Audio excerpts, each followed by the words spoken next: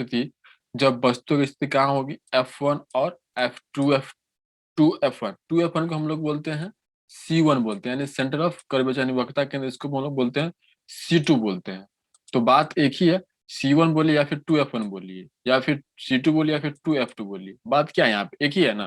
तो इसे हम लोग C1, तो अब जो हम स्थिति ले रहे हैं, अब कभी कभी एग्जाम बोल देगा कि वक्रता केंद्र यानी प्रथम वक्रता केंद्र और प्रथम मुख्य फोकस यानी F1 या फिर 2F1 के बीच पर वस्तु की स्थिति है, तो उसका प्रतिबिंब कहाँ बनेगा, कैसा बनेगा, या फिर किरण आरेख द्वारा दर्शाए। अगर 2 नंबर पूछेगा तो बोलेगा वस्तु की स्थिति जब F1 और 2F1 के बीच होती है तो वस्तु का प्रतिबिंब कहाँ बनता है, किरण आरेख द्वारा दर्शाए, तथा वस्तु की मतलब स्थिति क्या होगी ये भी बताएं।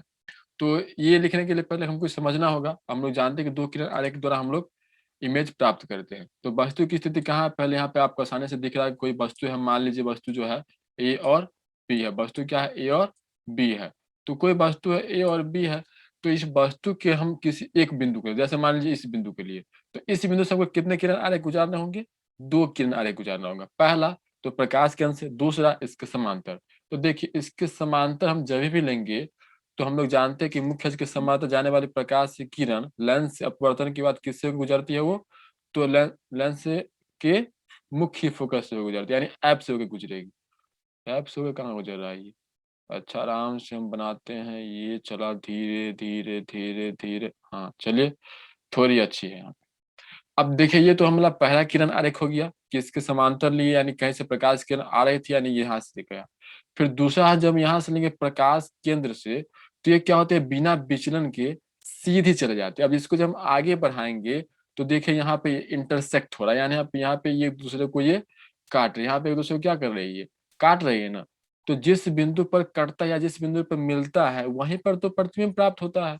तो यहाँ पर जब हम लोग का ये बिंदु कट रहा है, तब जब हम इस बिंदु की स्थिति पता किए तो पता चला कि हमें ये 2F2 और अनंत के बीच में वस्तु की स्थिति हमें प्राप्त हो रही है। तो इससे क्या पता चला कि जब वस्तु की स्थिति लेंस के सामने F1 तथा 2F2 के बीच यानी F1 तथा 2F1 के बीच रहेगा, तो वस्तु का जो प्रतिबिंब होगा यानी इसकी स्थिति क्या होगा, तो 2F2 तथा अनंत के बीच में होगा। यहाँ पर देखिए 2F2 ये हो गया तथा इधर क्या हो गया, अनंत का इनफिनाइट हो गया।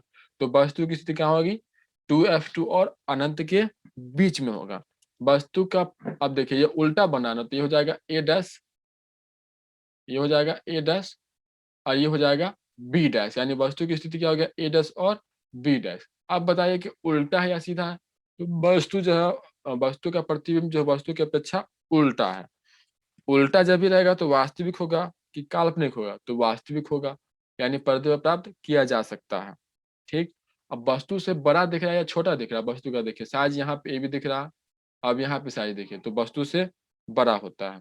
तो एक ही बार रिपीट कर देते हैं, जब उत्तल लेंस के सामने वस्तु की स्थिति F1 तथा 2F1 के बीच होती है, तो वस्तु का जो स्थिति होती है वो 2F2 और अनंत के बीच में होती है, तथा वस्तु जो होगा वास्तविक उल्टा और बड़ा होगा, वास्तविक उल्टा और बड़ा होगा। ये भी आपको समझ में आ गया होगा अच्छे से, बिल्कुल अच्छे से होगा, है ना जी, कोई डाउट है ही नहीं।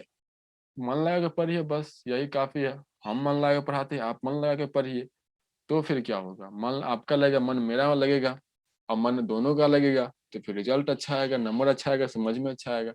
अब इससे आगे बढ़ते हैं, तो अभी हम लोग का स्थिति यहाँ पर था, अब इससे आगे हम लोग का आ गया अब 2F1 यानी सेंटर वन C1, यानी वक्रता केंद्र, पहला वक्रता केंद्र पर।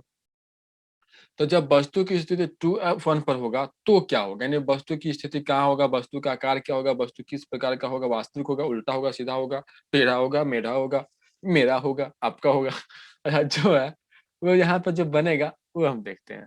तो देखिए वस्तु का स्थिति अब कहाँ पर है, ए बी, मान लीजिए कोई वस्तु है, कहाँ पे रखे हुए है, यानी कहाँ पर है, तो 2F1 या फिर C1 पर है। तो फिर से वही बात कि 2 किरण आरेख गुजारेंगे। एक तो हम क्या किए, समांतर लिए, तो हम लोग जानते हैं कि जब ये समांतर आएगा तो क्या करेगा, किससे होकर इसको भेज देगा, तो फोकस से होकर इसको भेज देगा, यानी एफ से होकर इसको भेज दिया। ठीक है, यानी मुख्य फोकस से होकर ये गुजरेगी। अब दूसरा किरण आरेख लेते हैं, तो दूसरा किरण आरेख कहाँ से लेंगे, तो प्रकाश केंद्र से कहीं से आ रही है, अब जब ये आती है तो सीधी जा रही है प्रकाश केंद्र से, तो ये बिना विचलन के क्या होती है, ये सीधे चली जाती है। और जब ये सीधे, तो देखिए यहाँ पे आके इंटरसेक्ट करा, यानी यहाँ पे आके ये मिल रहा है। तो जब जहां पे जाके बिंदु मिल रही है, वास्तव में मिल रही है, तो वास्तविक प्रतिबिंब। तो यहाँ पर जब हम इस स्थिति पता किए, तो देखिए यानी इसका जो प्रतिबिंब बन रहा है वो 2f2 पर बन रहा है। कहाँ पर बन रहा है ये? 2f2 पर बन रहा है। ये समझ में आ गया होगा। वस्तु का स्थिति कहाँ बन रहा है, तो 2f2 पर बना वस्तु जो होगा यहाँ पर बनेगा, यानी स्थिति, प्रतिबिंब की स्थिति यहाँ पर होगा 2f2 पर। तो देखिए वस्तु को हम रखे थे कहाँ पर, 2f1 पर। वस्तु का प्रतिबिंब कहाँ बना, 2f2 पर। वस्तु से बराबर बना या छोटा बना या बड़ा बना, तो वस्तु से बराबर बना है। क्या बना है, वस्तु से बराबर। वास्तविक है, तो वास्तविक है तो क्या हो जाएगा, उल्टा। तो फिर से एक लाइन में जब वस्तु को उत्तल लेंस के सामने 2f2 पर रखा जाता है, तो वस्तु की जो स्थिति होगी वो 2f2 पर बनती है, वास्तविक बनती है, उल्टी बनती है, और वस्तु के बराबर आकार का बनता है, वस्तु के बराबर आकार का बनता हो। याद हो गया ये भी। आगे अब देखते हैं, पांचवा में है। अब उससे आगे थोड़ा बढ़ेंगे। पांचवा में हम अब कहाँ रख रहे हैं वस्तु की स्थिति, तो वस्तु की स्थिति जो हम लोग रख रहे हैं, ये तो छठा हो गया, थोड़ा पीछे आ जा बाबू। आ गइलस ससुरी आ गइलस। बुरा नहीं मानेगा मेरी बातों का, बस आप सही से सीखिए, यही काफी है। देखिए तो क्या कह रहा है, जब वस्तु 2f तथा 2f1 तथा अनंत के बीच में, अभी हम लिए थे कहाँ पर, 2f1 पे लिए थे, अब हम ले रहे हैं 2f1 से आगे ले रहे हैं, अब थोड़ा आगे ले रहे हैं और अनंत से पीछे ले रहे हैं, माने इसका निश्चित कर रहे हैं। तो जब वस्तु को हम लोग 2f1, यानी मान लीजिए कोई वस्तु है, इसका नाम दे देते हैं ए, और इसका नाम देते हैं बी, यानी कोई बिंदु है ए बी है, यानी पूरा लेंगे तो क्या हो जाएगा, ए बी हो जाएगा। तो फिर से वही बात कि जब हम लोग प्रतिबिंब प्राप्त करें तो कितने किरण आरेख को गुजारना होगा, 2 किरण आरेख को गुजारना, कम से कम 2 किरण आरेख। कितना, तो कम से कम 2, ज्यादा से ज्यादा करोड़, 2 करोड़, 4 करोड़, 5 करोड़, 6 करोड़, कुछ भी। तो यहाँ पे देखिए, अब ये पहला तो हम लोग इसके समांतर गुजार, तो जब भी हम लोग कोई प्रकाश किरण यहाँ से आ रहे हैं, यहाँ पे ये बिंदु लिए, तो जब भी ये मुख्य अक्ष के समांतर आएगी, तो कहाँ से गुजरेगी, तो फोकस के होके गुजरे, यानी मुख्य अक्ष के ये समांतर आई। ठीक है, तो कहाँ से गुजरेगी, ये मुख्य फोकस से होके ये गुजरेगी। देखिए मुख्य फोकस से गुजरा ना। ठीक, अब दूसरा स्थिति रहता है, दूसरा किरण आरेख। किरण आरेख के बिना आप इमेज नहीं बना सकते हैं, नहीं तो आपको ये पता है तो आप बना सकते हैं। दूसरा हम लोग ले रहे हैं पूरी सीधी ले रहे हैं, कहाँ से गुजार रहे हैं, तो प्रकाश केंद्र से गुजार रहे हैं, यानी पूरे बिना विचलन की क्या होती है, सीधे चले जाती है। अब देखिए कहाँ पे मिल रहा, वास्तव में मिल रहा कि काल्पनिक मिल रहा, तो वास्तव में मिल रहा। अब यहाँ पर मिला, जब हम इसकी स्थिति पता किए, तो पता जो हमें चला, पता चला कि गलत लेके अच्छा गाने पे नहीं जाइए, यहाँ पे आइए। अब यहाँ पे देखिए, पता हमें ये चला कि वस्तु की जो स्थिति बन रही है वो कहाँ बन रही है, तो F2 और 2f2 के बीच में बन रही है। वस्तु की स्थिति कहाँ बन रही है, F2 और 2f2 के बीच में, यानी यहाँ पे हो जाता है C2 हो जाता है। कंफ्यूज नहीं होएगा, 2f2 को हम क्या बोलते हैं, C2 बोलते हैं, और इधर वाले को हम लोग C1 बोलते हैं। तो वस्तु की स्थिति F2 और 2f2, वस्तु से बड़ा दिख रहा है या छोटा दिख रहा है, तो वस्तु से छोटा दिख रहा है। वास्तविक है, वास्तविक है तो उल्टा होगा कि सीधा होगा, तो उल्टा होगा ना। ए बी है तो यहाँ हो जाएगा ए डैश और बी डैश हो जाएगा, यहाँ पे ए डैश और ये हो जाएगा बी डैश हो जाएगा। ठीक, एक लाइन में जब उत्तल लेंस के सामने वस्तु को 2f1 और अनंत के बीच में रखा जाता है, तो वस्तु की स्थिति जो होती है वो f2 और 2f2 के बीच बनती है। वस्तु का आकार, वस्तु का प्रतिबिंब का आकार जो सॉरी वस्तु के प्रतिबिंब का जो आकार होगा, वस्तु के आकार से छोटा होगा, वास्तविक होगा और उल्टा होगा। पांचवा स्थिति ये रहा। अब आते हैं छठा स्थिति पर, यानी लास्ट है। कुल 6 स्थिति हो सकती है। ठीक है, अब लास्ट है ये मेरा उत्तल लेंस का, उसके बाद हम लोग पढ़ेंगे अवतल लेंस। तो अब देखिए उत्तल लेंस में क्या है कि जब वस्तु अनंत पे रहेगा, यानी इन्फिनाइट पर जब वस्तु की स्थिति रहेगा, तो उसका प्रतिबिंब कहाँ बनेगा, कैसा बनेगा, ये हम देखते हैं। तो देखिए अनंत से आती प्रकाश की किरण, कहीं से कोई वस्तु है, मान लीजिए अनंत से आ रही है, तो जब आ रही है तो कुछ जितनी भी रेखा आएगी ना, तो हम लोग क्या जानते हैं वो कहाँ पे आके मिलेगी, तो F2 पर आके मिलेगी, यानी जब वस्तु की स्थिति अनंत पर होगी, देखिए अनंत से आ रही है, अब यहाँ से हम लोग को सब किरण गुजार रहे हैं, तो ये क्या हो रहा है कि ये एक बिंदु पर आके मिल रही है, जिस बिंदु पर आके मिलती है ना, उस बिंदु का स्थिति जो होता है F2 पर होता है। कहाँ पर होता है? F2 पर होता है। तो जब उत्तल लेंस के सामने वस्तु की स्थिति अनंत पर होगी, तो उसका जो प्रतिबिंब की स्थिति होगी F2 पर होगी, वास्तविक होगी, उल्टा होगा और बहुत छोटा होगा। अब यहाँ पे आप बोल रहे हो कि सर दो किरण आरेख क्यों नहीं लिए हैं? तो आप दो किरण आरेख की सहायता से भी बनाएंगे ना, तो अनंत चलाइएगा, अब यहाँ से गुजारे तो यहाँ पे होके ही गुजरेगा, फिर से आप प्रकाश केंद्र से गुजारिएगा तो यहीं पे आगे गुजरेगा। देखिए हम बना देते हैं कैसे। देखिए जैसे मान लीजिए कोई वस्तु अनंत से आ रही है, तो कहाँ से गुजरेगी? ये कुछ इस प्रकार से जाएगी ना, ठीक, ऐप से होके जाएगी। अब उसके नीचे थोड़ा हम लीजिएगा, तो फिर हम लोग इसके नीचे आएगा, इसके नीचे आएगा ना, तो ये ऊपर वाला को छोड़ देते हैं, अब नीचे वाले को लेते हैं। तो देखिए देखिए देखिए, मान लीजिए कोई अनंत से आ रही है, टेढ़ी आ रही है, तो ऐसे ही गया, थोड़ा अपवर्तन हुआ, बस थोड़ा अपवर्तन हुआ। दूसरा आप ले लीजिए कि फिर से आप मुख्य प्रकाश केंद्र से ले, तो देखिए यहाँ पे हो रहा है ना, तो कुछ इस प्रकार से बन रहा। तो कहने का मतलब जब उत्तल लेंस के सामने वस्तु अनंत पर होगा, तो उसकी स्थिति कहाँ बनेगी? F2 पर बनेगी। कैसा होगा? वास्तविक होगा, उल्टा होगा और बहुत छोटा, यानी वस्तु का जो प्रतिबिंब होगा ना, वो बहुत छोटा होगा। तो उत्तल लेंस द्वारा हमें हो सकता है तो इसे प्रैक्टिकल द्वारा समझ लेंगे, नहीं तो इसका अलग वीडियो हम अपलोड कर देंगे, अगर हो सके तो हम साथ में, नहीं तो अलग अपलोड कर देंगे। आप लोग बने रहिएगा इस चैनल के साथ। आगे हम लोग अब देखते हैं, आगे क्या देखते हैं। तो उत्तल लेंस द्वारा प्रतिबिंब का स्थिति जो है, तो उसका हम पूरे का एक साथ चार्ट में देख लेते हैं। आपके बुक में भी है भारती भवन में, तो आप बुक से भी देख सकते हैं और बुक से पढ़ भी सकते हैं। समझने के लिए यहाँ आ जाइएगा, पढ़ने के लिए वहां चल जाइएगा। बुक पढ़ने के लिए, सिर्फ बुक पढ़ने के लिए अगर आप ज्यादा होशियार हैं तो बुक से भी आप पढ़ सकते हैं, कोई डाउट नहीं। देखिए पहला स्थिति क्या था, जब हम वस्तु को लेंस तथा F1 के, ये नोट कर लीजिएगा और इसको याद ही कर लीजिएगा, ऑब्जेक्टिव इससे रहता ही रहता है एक नंबर का। तो लेंस तथा F1 के बीच रहेगा, तो वस्तु के पीछे आभासी, सीधा और बड़ा बनेगा। F1 पे रहेगा तो वस्तु कहाँ बनेगा? अनंत पर। वास्तविक, अब देख जब भी याद करिएगा तो दिमाग में ये इमेज आपको आना चाहिए कि हम जब वस्तु को F1 पे रखे थे तो इमेज कहाँ बन रहा था। दिमाग में आपको ये रहना चाहिए था कि आप जल्दी से बोल पाए, अगर दिमाग में नहीं रहेगा तो आप भूल जाइएगा और प्रॉब्लम होगा। तो आपको 4-5 बार बना के उसको चेक करिएगा, ताकि वो आपको लंबे समय तक याद रहे, और बार-बार आप रिवाइज करते रहिए, नहीं तो अगर आप रिवाइज नहीं करेंगे तो आप भूल जाएंगे। तो जब वस्तु की स्थिति F1 पर होगा तो वस्तु कहाँ बनेगा? अनंत पर, वास्तविक, उल्टा और बहुत बड़ा। सिर्फ एक स्थिति में जो है सीधा बन रहा है। जब F1 और 2F1 के बीच रहेगा तो 2F2 और अनंत के बीच वास्तविक, उल्टा और बड़ा बनेगा। 2F1 पर रहेगा तो 2F2 पर बनेगा, वास्तविक बनेगा, उल्टा बनेगा और बराबर बनेगा। 2F1 तथा अनंत के बीच रहेगा तो 2F2 F2 और वास्तविक, उल्टा और छोटा बनेगा। ठीक, अनंत पे रहेगा तो F2 पर वास्तविक, उल्टा और बहुत छोटा बनेगा। तो ये हो गया मेरा उत्तल दर्पण द्वारा, उत्तल लेंस द्वारा। अब इसको आप नोट कर लीजिए, यानी पूरा डायग्राम को नोट करके इसको आप याद कर लीजिएगा। इससे आगे हम लोग बढ़ते हैं। अब बढ़ते हैं हम लोग अवतल लेंस पे। ठीक है, ठीक है।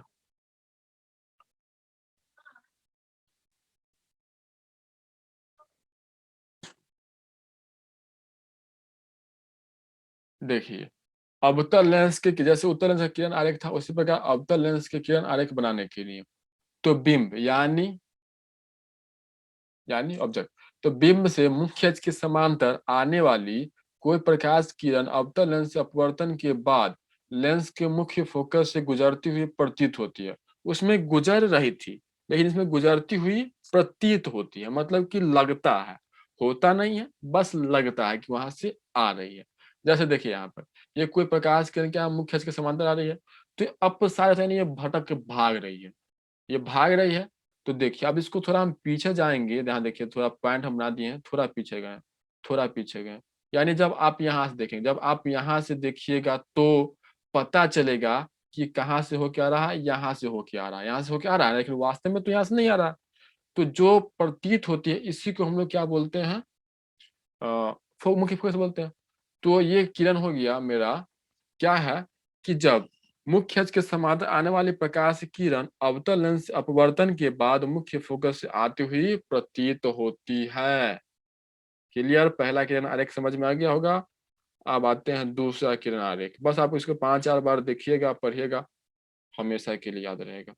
10 बार देखिएगा, मेरा भी फायदा होगा, आपका भी फायदा होगा, मेरा व्यू बढ़ेगा, हावर बढ़ेगा, और क्या, और आपका नॉलेज बढ़ेगा। दोनों व्यक्ति को फायदा है, ऐसा नहीं कि सिर्फ हमें ही फायदा है और आपको ही फायदा है। अब देखिए, मुख्य फोकस से गुजरने वाली प्रकाश की किरण अवतल लेंस से अपवर्तन के बाद मुख्य अक्ष के समांतर गुजरेगी। यानी जब कोई प्रकाश किरण मुख्य फोकस से ऐसा लग रहा है कि मुख्य फोकस से आ रही है, तो किसके समांतर हो जाएगी? मुख्य अक्ष के समांतर हो जाएगी। यानी मुख्य फोकस से गुजरने वाली प्रकाश की किरण अवतल लेंस से अपवर्तन के बाद कहां से गुजरेगी? मुख्य अक्ष के समांतर गुजरेगी। दूसरा हो गया। तीसरा, तीसरा में क्या है, ओकरो देख लेते हैं। कथी कह रहा है? लेंस के प्रकाशिक केंद्र, यानी केंद्र से, तो लेंस के प्रकाशिक केंद्र से गुजरने वाली प्रकाश किरण अवतल लेंस से अपवर्तन के बाद बिना विचलन सीधी गुजरेगी। यानी दोनों में सेम ही है, बिना विचलन के क्या हो जाएगा? सीधे जाएगा। मेरा तो सीधा नहीं है। अच्छा, हम इसमें इमेज बनाए सीधा, आप बना लीजिएगा सीधा। ले, फिर टेढ़ा, धीरे धीरे धीरे धीरे से आया, तो ये सीधा हो गया। ठीक,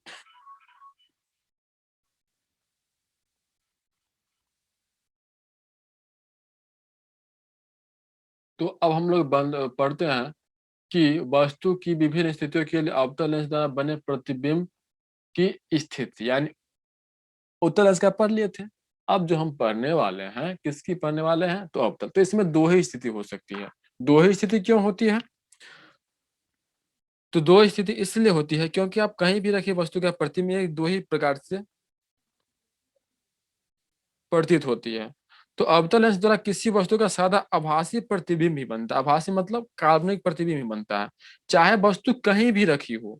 यहाँ मुख्य अक्ष के समांतर आने वाली किरण अपवर्तन के बाद F2 से आती हुई प्रतीत होती है, तथा दूसरी किरण जो लेंस के प्रकाश केंद्र की दिशा में आपतित होती है, वह सीधी निकल जाती है। ये दोनों अपवर्तित किरणें जो होती है, वो क्या होती है? आभासी प्रतिबिंब ही बनाती है। तो इसीलिए इसकी स्थिति कितनी हो सकती है? दो। क्या क्या हो सकता है? या तो पहला, प्रकाश केंद्र तथा अनंत के बीच में रहेगा, वस्तु की स्थिति कहाँ रहेगा? प्रकाश केंद्र और अनंत के बीच में। देखिए यहाँ पे वस्तु है, प्रकाश केंद्र हो गया और अनंत हो गया।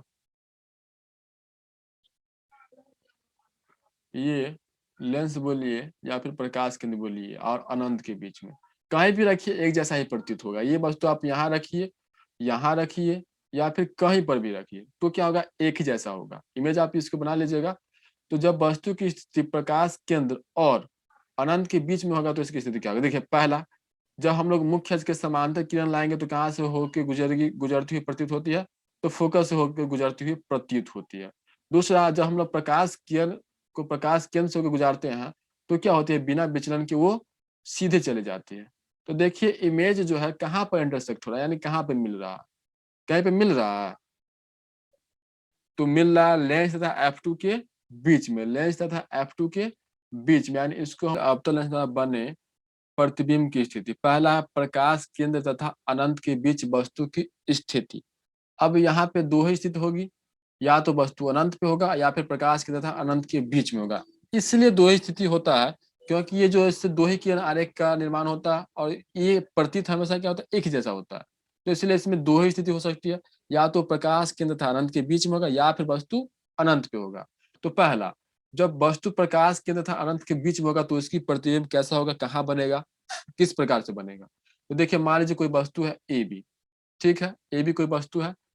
अब जब ए बी वस्तु है, तो हम इससे कितना किरण आरेख की सहायता से बनाएंगे? दो किरण आरेख की सहायता से। पहला, जब मुख्य अक्ष के समांतर हम लोग गुजारेंगे कोई बिंदु से, तो किससे आती हुई प्रतीत हो रही है? ये फोकस से आती हुई प्रतीत, यानी यहाँ से आती हुई प्रतीत हो रही है ना।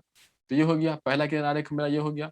दूसरा, दूसरा हम क्या कहते हैं कि जब इसके प्रकाश केंद्र से गुजारते हैं, तो जब प्रकाश केंद्र से हम लोग गुजारते हैं, तो ये बिना विचलन के क्या होता है? सीधी चली जाती है।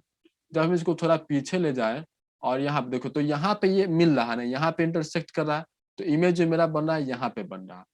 तो कैसा बन रहा है? आभासी बन रहा है, सीधा बन रहा है, और वस्तु से छोटा बन रहा है, और लेंस तथा F2 के बीच, यानी प्रकाश केंद्र यानी ये और F1 के बीच, यानी मुख्य फोकस तथा प्रकाश केंद्र के बीच में इसकी स्थिति बन रही है। तो एक लाइन में, अवतल लेंस के सामने जब वस्तु की स्थिति लेंस तथा अनंत के बीच में होगा तो प्रतिबिंब की जो स्थिति होगी लेंस तथा F2 के बीच में होगी, लेंस तथा F2 के बीच, यानी इसी के बीच में होगी, लेंस तथा F2 के बीच में होगी। ठीक, प्रतिबिंब का जो प्रकृति होगा आभासी होगा, सीधा होगा और वस्तु से छोटा होगा। वस्तु से क्या होगा? छोटा। अनंत वाला हम इमेज नहीं दिए, आप बुक में से भी देख सकते हैं। तो जब वस्तु का स्थिति अनंत पर होता है तो वो वस्तु का प्रतिबिंब जो होता है F2 पर बनता है, आभासी बनता है, सीधा बनता है और बहुत छोटा बनता है। इमेज हम यहाँ पे भूल गए हैं इंसर्ट करना, तो ऐसे आप बुक से ही देख लीजिएगा या फिर हम इससे पैटर्न। जब वस्तु अनंत पर देखिए, अनंत से कोई प्रकाश किरण आ रही है तो कहाँ से जाती हुई प्रतीत होगी? F1 से जाती हुई प्रतीत हो। इसको आप नोट कर लीजिएगा कॉपी में। अब यहाँ से फिर से ये ऐसे आ रही है अनंत से, तो ये कहाँ से आती हुई प्रतीत हो रही है? तो यहाँ है। तो वस्तु की स्थिति कहाँ पर है? F1 पर। जब वस्तु अवतल लेंस के स्थिति जो होगा अनंत पर होगा तो प्रतिबिंब की स्थिति होगा F2 पर। प्रतिबिंब बनेगा आभासी, सीधा और बहुत छोटा बनेगा। और ये तो हम इससे पहले वाला में पढ़ ही लिए थे। जब वस्तु की स्थिति होगा प्रकाश केंद्र तथा अनंत के बीच में तो वस्तु का जो स्थिति होगा कहाँ होगा? लेंस तथा F1 के बीच में होगा। और वास्तविक होगा या आभासी होगा? तो आभासी होगा और सीधा होगा और छोटा होगा। इतना याद रखिए कि अवतल लेंस द्वारा वस्तु का जो प्रतिबिंब बनता है हमेशा आभासी बनता है, सीधा बनता है और वस्तु से छोटा बनता है। ये याद ही रखिएगा। जैसे उसमें लेंस उत्तल दर्पण था, इसमें अवतल लेंस है, सिर्फ उल्टा हो गया। बतवा इज द सेम। आगे बढ़ल जाए सरकार। ऑफ कोर्स देखिए अब क्या है? तो अब है मेरा गोलीय लेंस के लिए चिन्ह परिपाटी। चिन्ह परिपाटी से हम लोग अवतल अवतल यानी दर्पण के लिए चिन्ह परिपाटी पढ़े थे, उसी प्रकार हम लोग जो पढ़ने वाले हैं किसके लिए पढ़ने वाले हैं? लेंस के कारण। अब चिन्ह परिपाटी पढ़ना इसलिए जरूरी हो जाता है क्योंकि जब भी हम लोग आंशिक प्रश्नोत्तर बनाएंगे तो वस्तु की स्थिति माइनस मिले या फिर प्लस मिले, तो उसके लिए आपको चिन्ह परिपाटी पढ़ना बहुत जरूरी हो जाता है। तो यहाँ पर हम देख लेते हैं कि कब प्लस होगा और कब माइनस होगा, यानी coordinate sign convention, coordinate sign convention for spherical lenses. ठीक, जैसे में वहां पर क्या था, यहाँ पर देखिए प्रकाश केंद्र, ये दिखा प्रकाश केंद्र। ठीक, तो हम लोग जो दाएं तरफ होता है ना वो क्या होता है? धनात्मक होता है। कोई भी व्यक्ति देखेगा तो इधर से ही नहीं देखेगा, तो इधर से नहीं देखेगा तो इधर जो होगा, यानी प्रकाश केंद्र के दाहिनी ओर वो प्लस होगा। प्रकाश के दाहिनी ओर, जो प्रकाश केंद्र के दाहिनी ओर जो भी दूरी होगी यानी इस तरफ जो भी दूरी होगा कैसा होगा? धनात्मक होगा। यानी प्रकाश केंद्र के दाहिनी ओर धनात्मक दिशा होती है और प्रकाश केंद्र के बाईं ओर ऋणात्मक होती है। अब देखिए मुख्य अक्ष के जो नीचे होगा वो क्या होगा? ऋणात्मक। नीचे क्या होगा? ऋणात्मक। मुख्य अक्ष के समांतर जो होगा धनात्मक। समझ ला बबुआ? नहीं क्या समझ ला? फिर से देखो तो दाया तरफ प्रकाश केंद्र से दूरियां कहाँ से मापी जाती है? लेंस के, तो प्रकाश केंद्र से मापी जाती है। प्रकाश केंद्र क्या होता है? तो लेंस का मुख्य यानी बीच वाला भाग को हम लोग प्रकाश केंद्र बोलते हैं। तो यहाँ से मापी जाती है। तो इस तरफ हो गया धनात्मक, इस तरफ क्या हो गया? धनात्मक। इस तरफ हो गया ऋणात्मक, नीचे में हो गया ऋणात्मक, ऊपर में हो गया धनात्मक। ठीक है, अब कौन सा लेंस है? तो ये उत्तल लेंस है।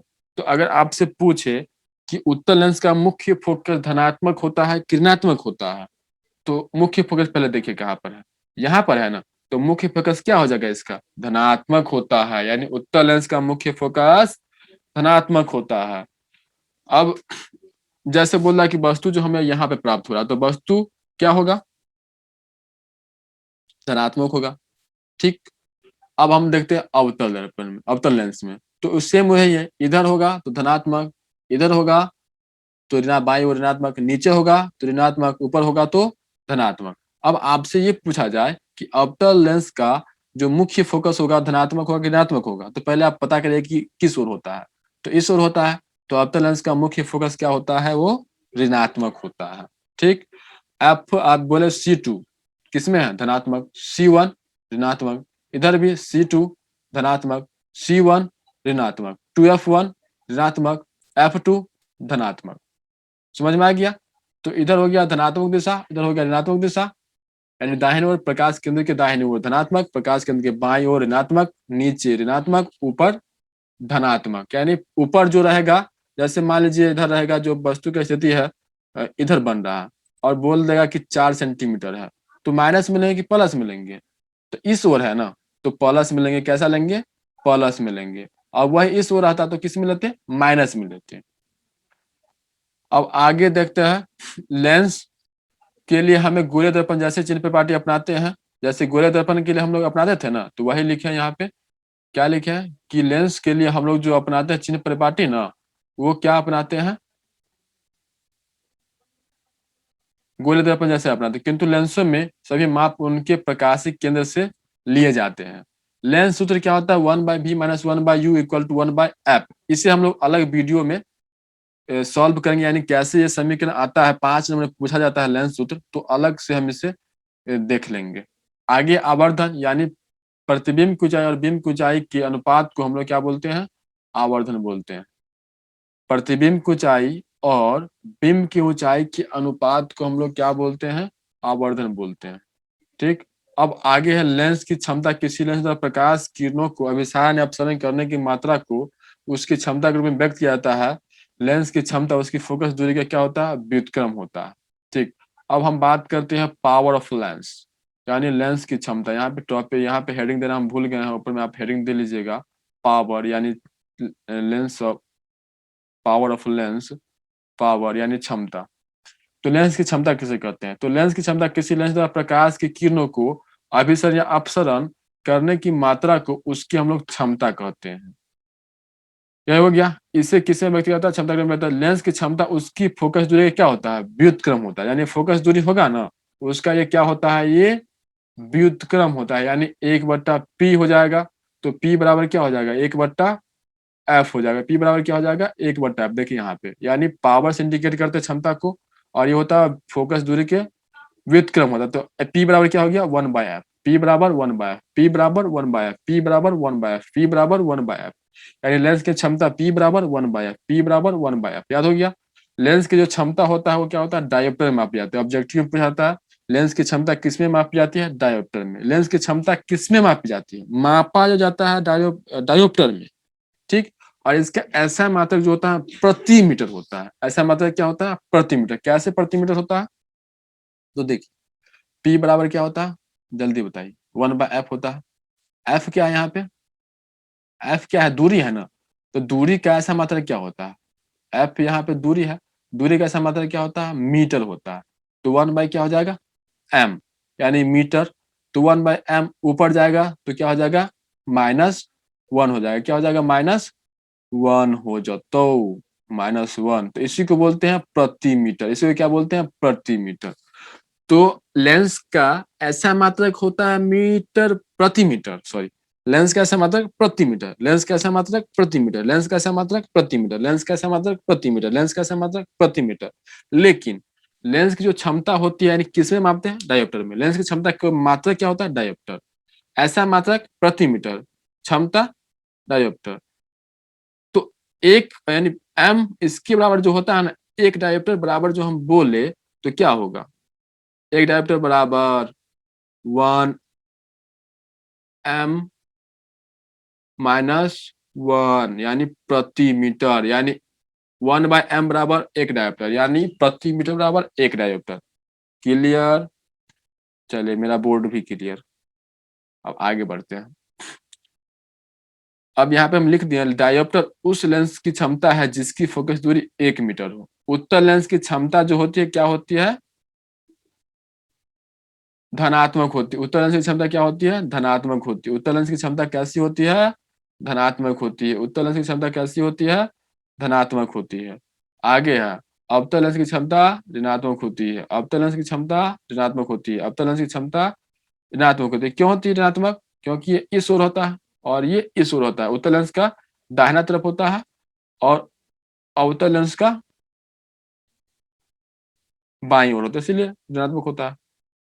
अब देखिए, अब कई बार जो होगा, कई लेंसों को एक साथ जोड़ दिया जाता है, यानी एक साथ कई लेंस को इमेज प्राप्त करने के लिए जोड़ दिया जाता है। तो उस स्थिति में क्या होगा, सबकी क्षमता निकालने के लिए हम क्या करेंगे, तो अनेक प्रकाशिक यंत्रों में कई लेंस लगे होते हैं, उन्हें प्रतिबिंब को अधिक आवर्धित तथा सुस्पष्ट बनाने के लिए संयोजित किया जाता है। संपर्क में रखे लेंसों की क्षमता उन लेंसों की अलग अलग क्षमताओं का बीजगणितीय योग होती है, जो कि बराबर होता है, यानी पूरे लेंस की क्षमता बराबर क्या होता है, P बराबर P1 P2 प्लस P3। ये कब उपयोग करेंगे, जब बहुत सारा लेंस एक साथ जोड़ दिया जाएगा, तब हम जो उपयोग करेंगे वो करने वाला है P बराबर P1 plus P2 plus P3 dot, यानी जितना लेंस होगा उतना हम लोग जोड़ देंगे, और फिर P बराबर क्या जाएगा, 1/f1 1/f2 1/f3, जो दिया रहेगा वो हम लोग निकाल लेंगे।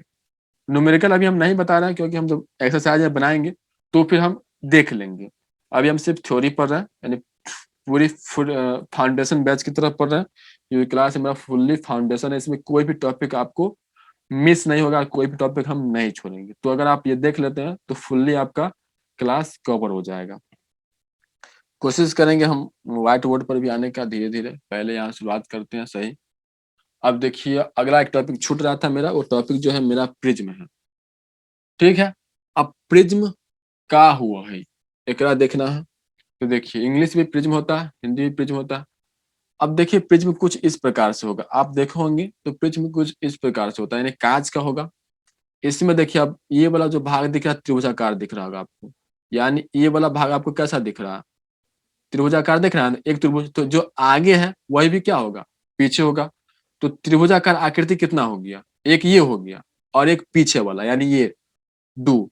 तो त्रिभुज कितना बन गया, त्रिभुज, एक मिनट हम बना देते हैं, दूसरा त्रिभुज भी बना देते हैं। एक त्रिभुज तो बन गया, दूसरा त्रिभुज देख लीजिए, ये दूसरा त्रिभुज, कितना त्रिभुज हो गया, दो। तो पूछे कि आपके प्रिज्म में त्रिभुजों की संख्या कितनी है, त्रिभुज आकार कितना होता है, तो दो। त्रिभुज आकार कितना होता है, दो होता है, ठीक। ये समझ में आप किया। अब इसमें जो ये वाला भाग होता है ये आयताकार होता है, ये कैसा होता है, आयताकार होता है। तो एक ये हो गया, ठीक। दूसरा मेरा जो हो जाएगा, कलर चेंज कर देते हैं ताकि आपको समझने में का हो, आसानी हो। ये हो गया दूसरा, ठीक है, दो हो गया। अब एक नीचे में बा जो सतह टिकी हुई है, रुक रे, हाँ ये देखिए ये हुआ, थोड़ा टेढ़ा हो गया, क्या हो गया, टेढ़ा है पर मेढ़ा है। देखिए यहाँ पे तो कितना हो गया, आयताकार एक हो गया, दो हो गया और तीन हो गया। तो त्रिभुज की आकृति दो, यानी त्रिभुज आकार दो, आयताकार तीन, तो कुल पृष्ठ कितने हो गए, पांच। तो आपसे क्वेश्चन पूछेगा कि प्रिज्म में कुल कितने पृष्ठ होते हैं, तो पांच पृष्ठ होते हैं, दो त्रिभुजाकार होते हैं और तीन आयताकार होते हैं। अब जब इससे प्रकाश की किरण हम लोग गुजारते हैं तो क्या होता है, देखिए पहले प्रकाश की किरण यहाँ से गुजर रही है, तो हम लोग जानते हैं जब वायु से कांच में तो प्रकाश का अपवर्तन होता है। तो प्रकाश का ये क्या होगा कि अपवर्तन हो गया, फिर कांच से जब वायु में आए तो प्रकाश का क्या होगा, अपवर्तन होगा। यानी पहले विरल से सघन में गया तो अभिलंब की ओर मुड़ा, और फिर सघन से विरल में जाएगा तो अभिलंब से दूर भागेगा। तो प्रकाश की किरण यहाँ से किससे होकर गुजर रही है, तो कांच प्रिज्म से होकर गुजर रही है, ठीक है। अब यहाँ पे देखिए, इसको हम लोग प्रैक्टिकल द्वारा और क्लियर से समझ लेंगे, ठीक।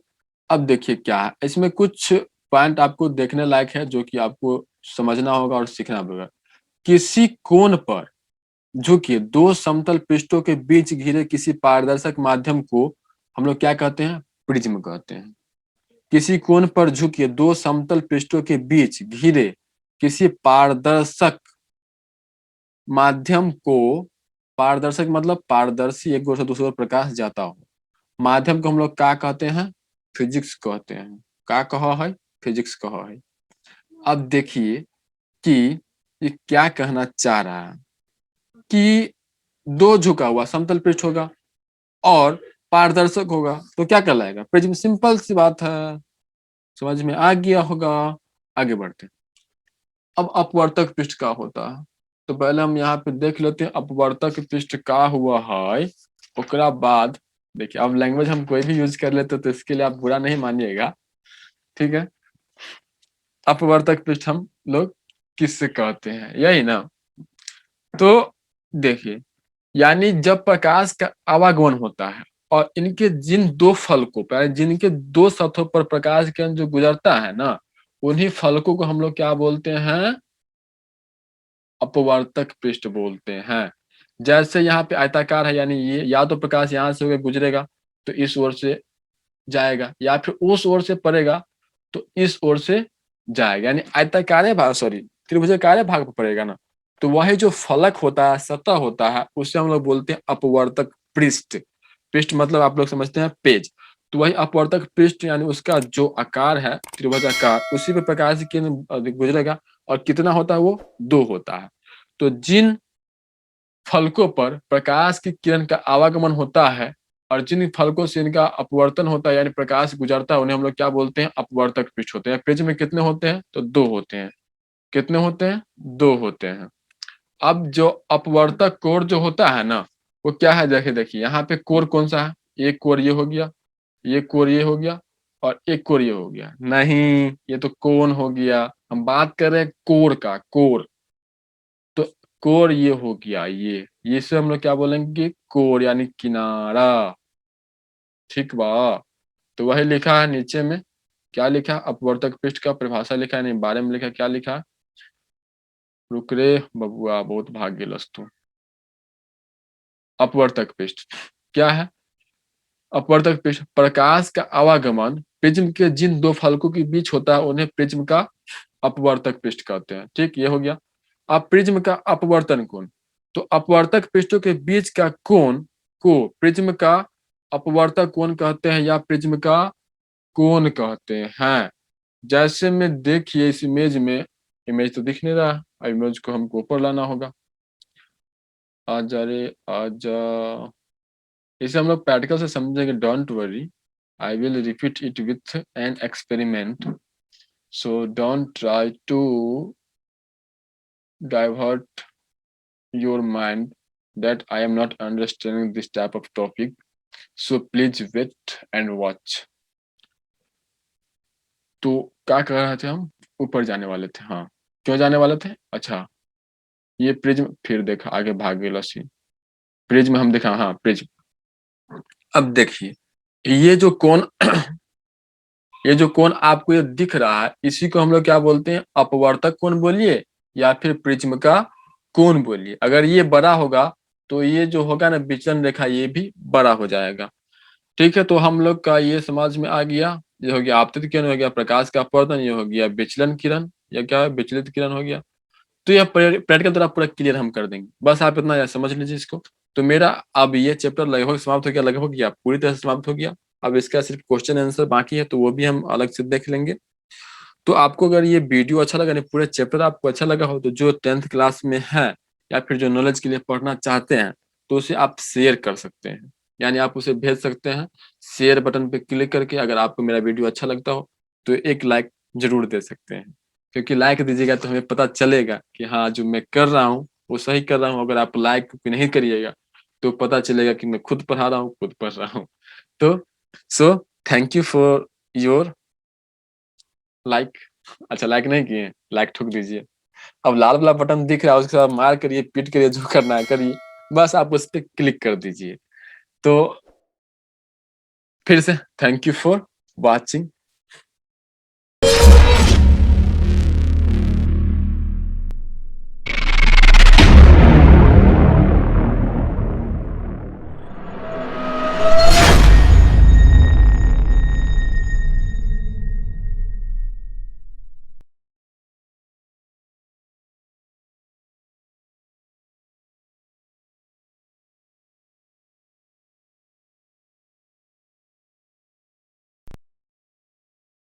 या सीधा